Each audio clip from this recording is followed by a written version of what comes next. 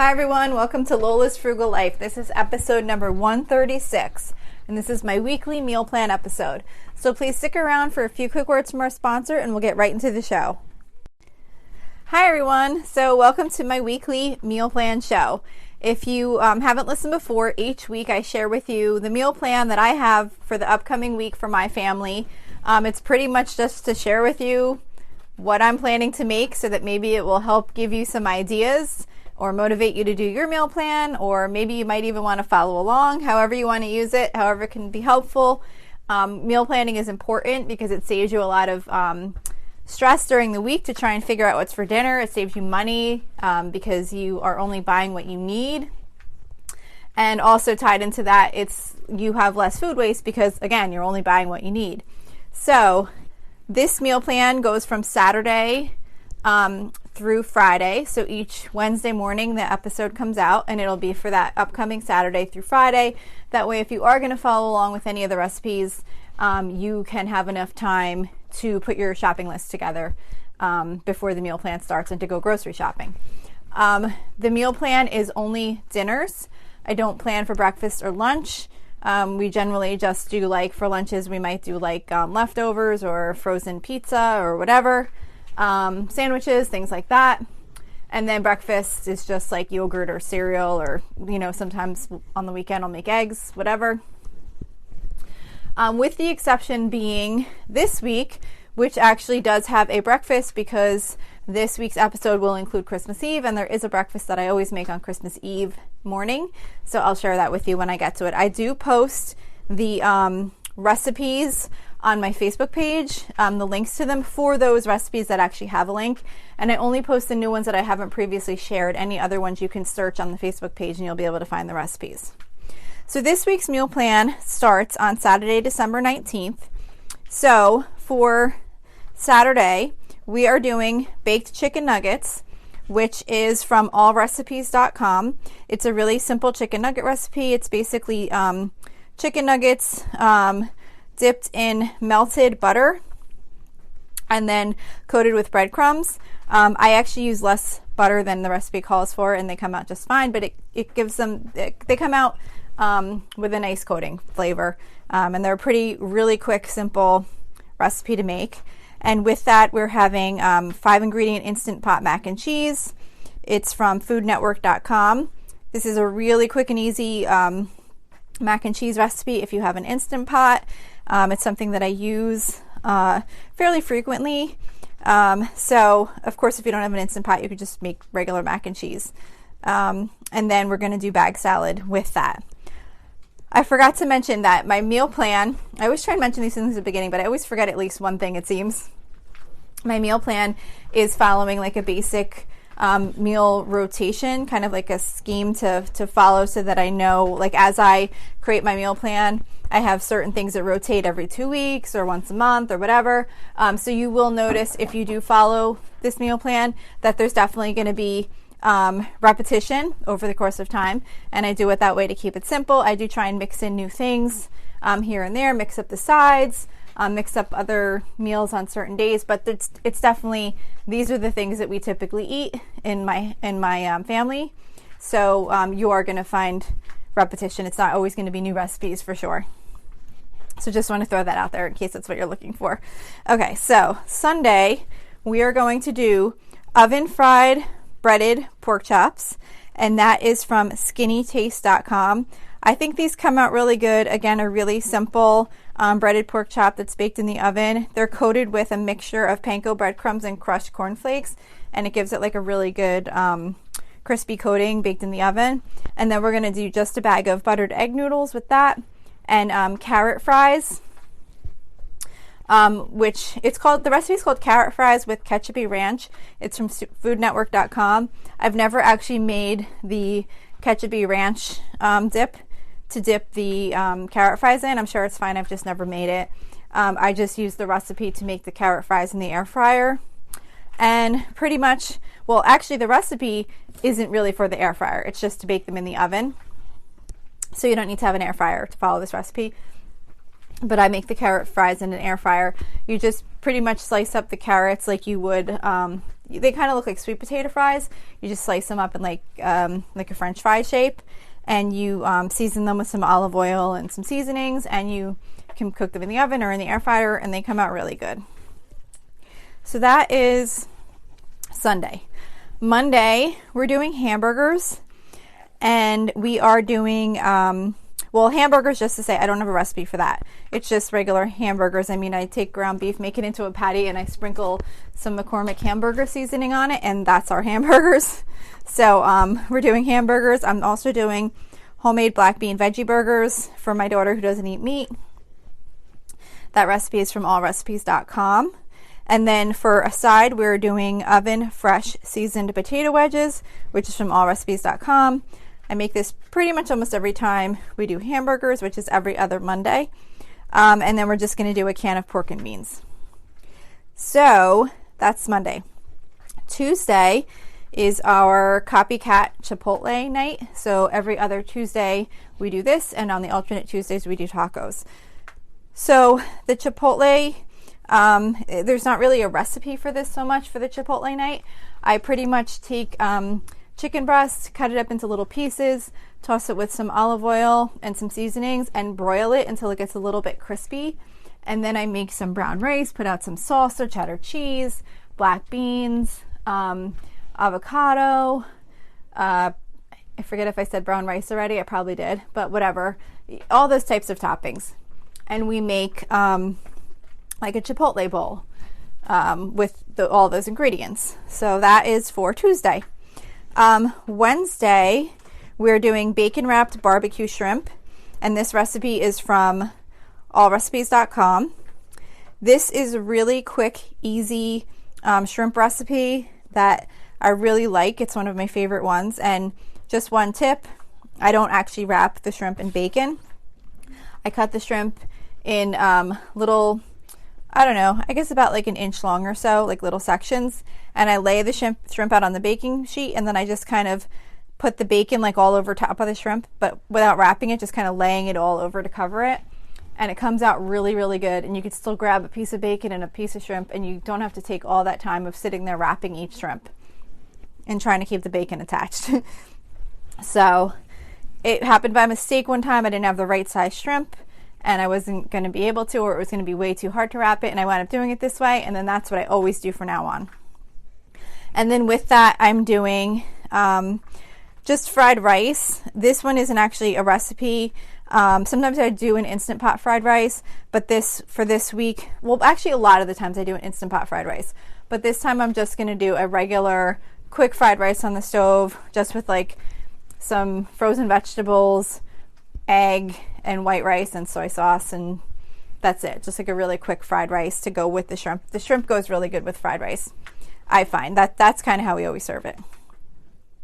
So that is Wednesday. So Thursday is Christmas Eve. Okay, so actually I'm going to share with you two breakfasts, because I just realized that Christmas Eve and Christmas Day fall in this meal plan. So these are obviously the meals I'm going to be preparing for Christmas Eve and for Christmas Day are obviously not our usual meal plan recipes that would typically be on our meal plan for a Thursday and Friday. But of course I'm going to share them with you anyway, just in case maybe you're looking for some ideas of new things to try, and that's what we're making, so that's what I'm sharing. So Thursday, December 24th, Christmas Eve morning, I am making bacon and egg breakfast tarts from allrecipes.com. I started making this a few years ago, and it comes out really good. I actually bought little tart pans to make them in. It's pretty much just like a little mini like pie that has like egg and bacon and cheddar cheese in the center. I said bacon, I didn't mean bacon. It says on the recipe Canadian style bacon, but it's like the ham. So it's really good. It's just something that's become kind of a tradition. So that's for breakfast. Then for lunch, we were just going to try this. I've never made this before. It just looked kind of fun just to kind of have something out. We're already having a breakfast, and then we're going to be eating a lot of food for dinner, so I wasn't too worried about lunch. But it's called Cheesy Garlic Pull Apart Christmas Tree, and it's on BettyCrocker.com.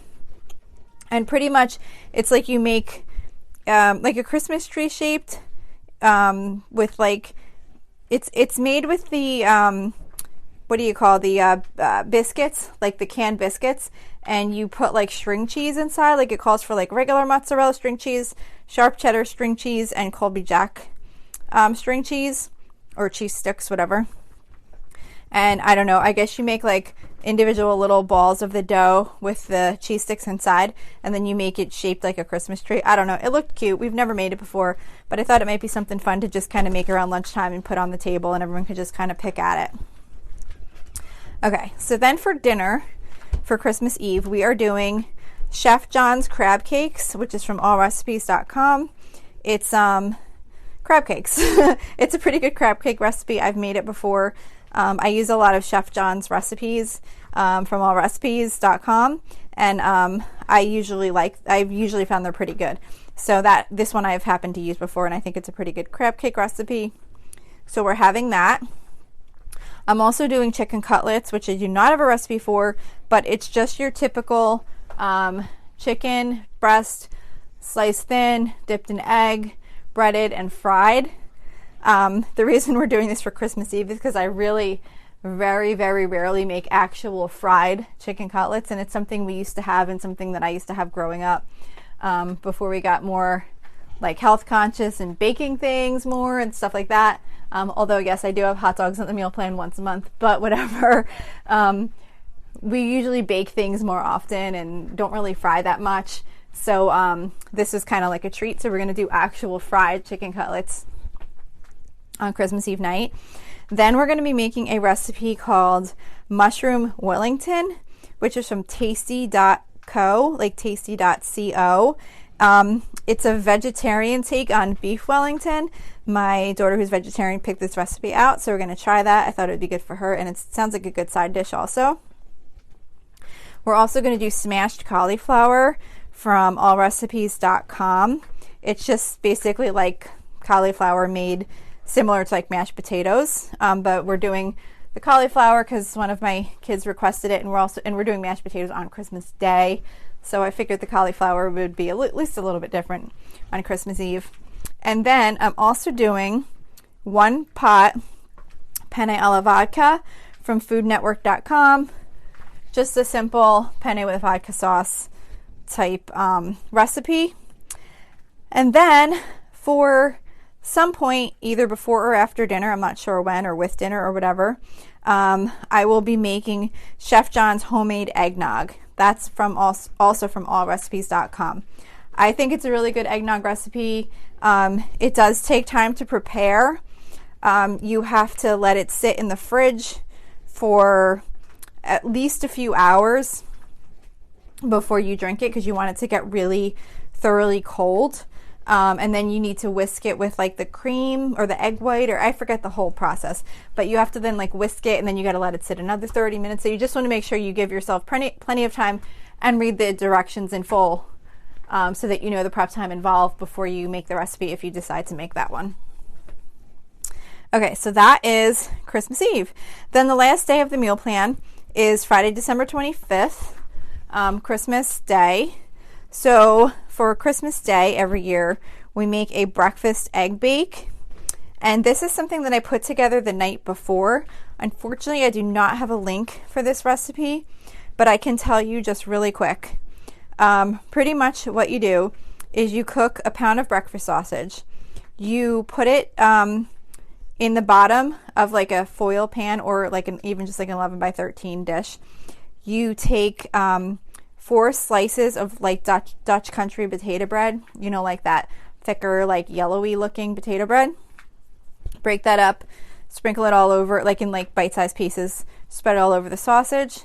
Then you take 6 eggs, 1.5 cups of milk, a little salt, and a little dry mustard, and then 1 cup of shredded cheddar. No, I'm sorry, you don't do the cheddar cheese yet. You mix the eggs, the milk, the salt, and the dry mustard. Mix it all together.